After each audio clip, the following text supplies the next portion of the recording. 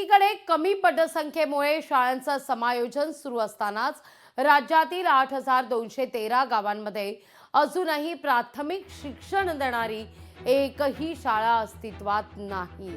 अतिशय दुर्दैव म्हणायला हवं हे। इथल्या मुलांच्या शिक्षणाचं काय, भविष्याचं काय, हा प्रश्न उपस्थित होतोय। केंद्रीय शिक्षण सचिवांनी या गंभीर शैक्षणिक दुरवस्थेकडे लक्ष द्यावं अशी मागणी होतीये।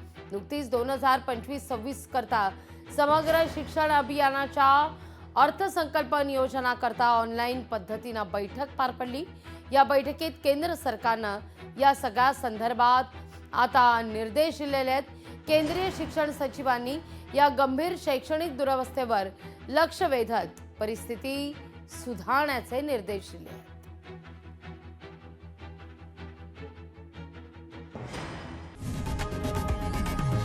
लोकशाही मराठी ऐका, पहा, जागरूक रहा।